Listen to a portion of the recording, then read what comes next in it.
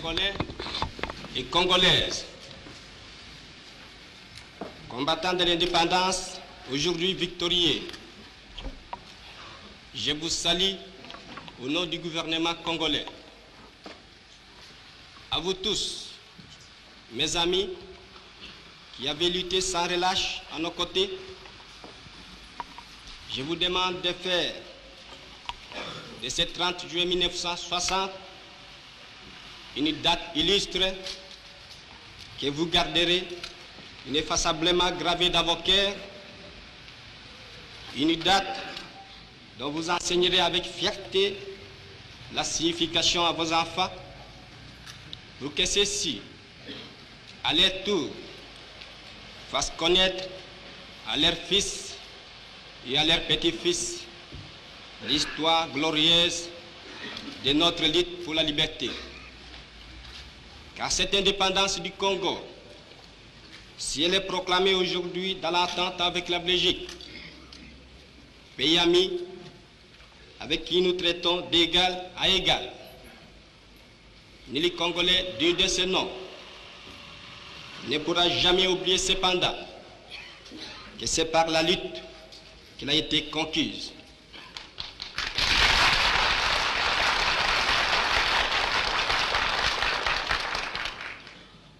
Une lutte de tous les jours,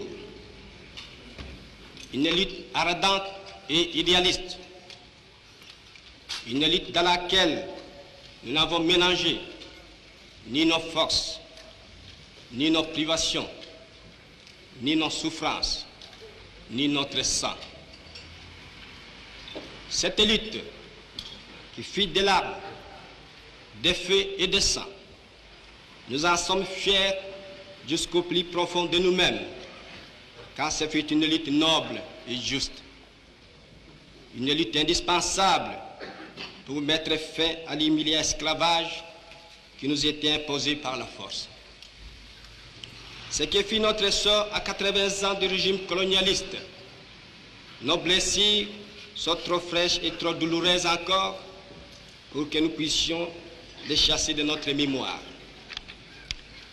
Quand nous avons connu le travail harassant, exigé en échange de salaires qui ne nous permettaient ni de manger à notre faim, ni de nous vêtir ou nous loger décemment, ni d'élever nos enfants comme des êtres chers. Nous avons connu les ironies, les insultes, les coups que nous devions subir matin, midi et soir, parce que nous étions des nègres. Qui oubliera qu'à un noir, on disait tu, non certes comme à un ami, mais parce que les vous honorables étaient réservés aux seuls blancs. Nous avons connu que nos terres furent spoliées au nom des textes prétendument légaux qui ne faisaient que reconnaître les droits du plus fort. Nous avons connu que la loi n'était jamais la même, selon qu'il s'agissait d'un blanc ou d'un noir, accommodante pour les uns, cruelle et inhumaine pour les autres. Nous avons connu les souffrances atroces des relégués pour opinion politique ou croyances religieuses. Exilés dans leur propre patrie, leur sort était vraiment pire que la mort elle-même.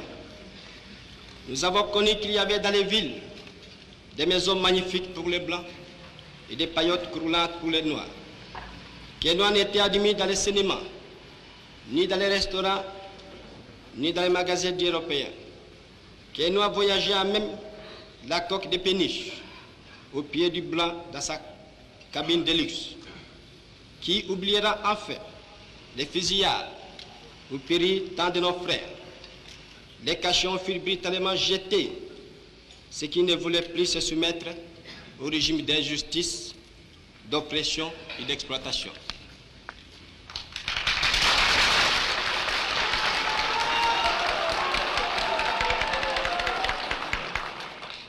Tout cela, mes frères, nous en avons profondément souffert. Mais tout cela aussi, nous que les votes de vos représentants élus a agréé pour diriger notre cher pays,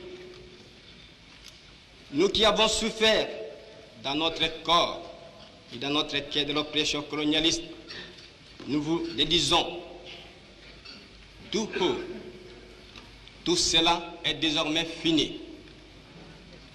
La République du Congo a été proclamée et notre cher pays est maintenant entre les mains de ses propres enfants. Ensemble, mes frères, mes sœurs, nous allons commencer une nouvelle lutte, une lutte sublime qui va mener notre pays à la paix, à la prospérité et à la grandeur.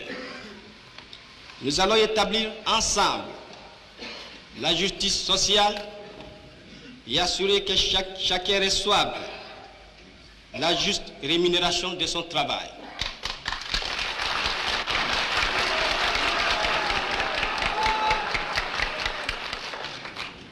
Nous allons montrer au monde ce que peut faire l'homme noir quand il travaille dans la liberté. Et nous allons faire du Congo le centre de rayonnement de l'Afrique tout entière. Nous allons veiller à ce que l'été de notre patrie profite véritablement à ses enfants. Nous allons revoir toutes les lois d'autrefois et en faire de nouvelles qui seront justes et nobles. Nous allons mettre fin à l'oppression de la pensée libre et faire en sorte que tous les citoyens jouissent pleinement des libertés fondamentales prévues dans la Déclaration des droits de l'homme.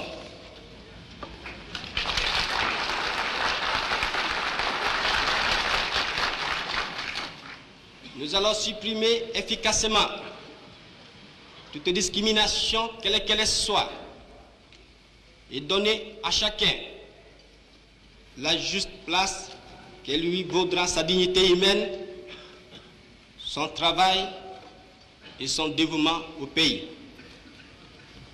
Nous allons faire régner non pas la paix des fusils et des baïonnettes, mais la paix des cœurs et de bonne volonté.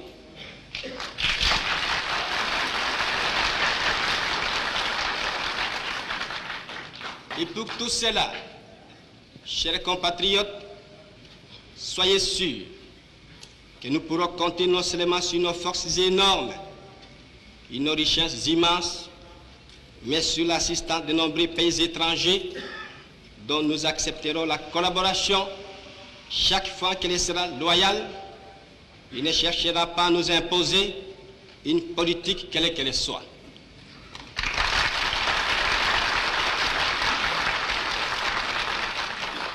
Dans ces domaines, la Belgique,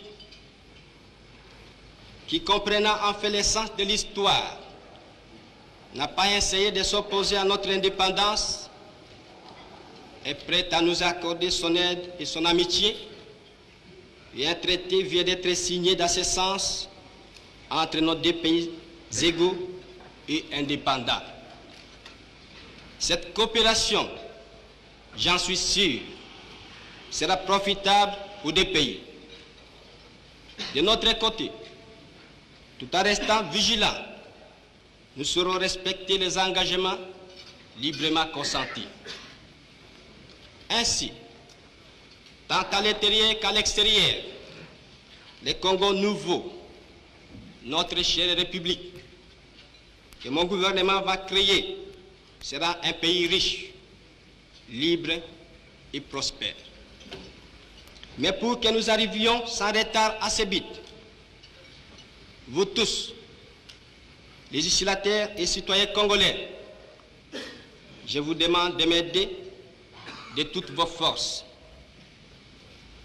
Je vous demande à tous d'oublier les querelles tribales qui nous épuisent, qui risquent de nous faire mépriser à l'étranger.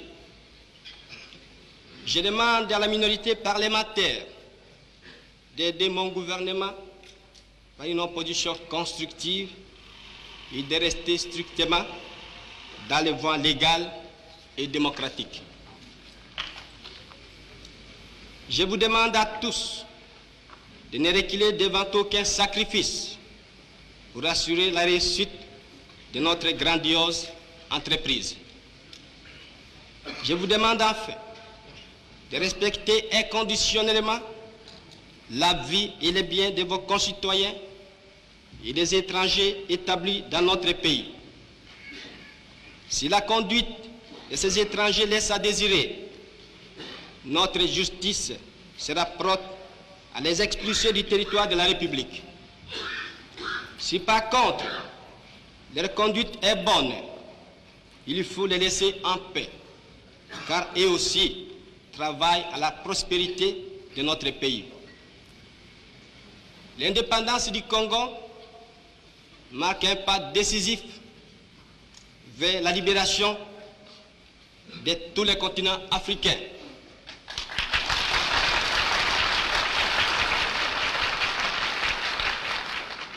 Voilà, si, Excellences, Mesdames, Messieurs, chers compatriotes, mes frères de race, mes frères de lutte, ce que j'ai voulu vous dire au nom du gouvernement en ce jour magnifique de notre indépendance complète et souveraine.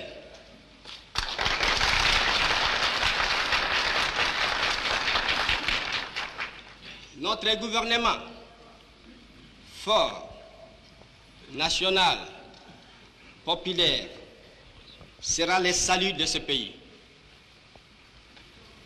J'invite tous les citoyens congolais, hommes, femmes et enfants, de se mettre résolument au travail en vue de créer une économie nationale prospère qui consacrera notre indépendance économique. Hommage aux combattants de la liberté nationale. Vive l'indépendance et l'unité africaine. Vive le Congo indépendant et souverain.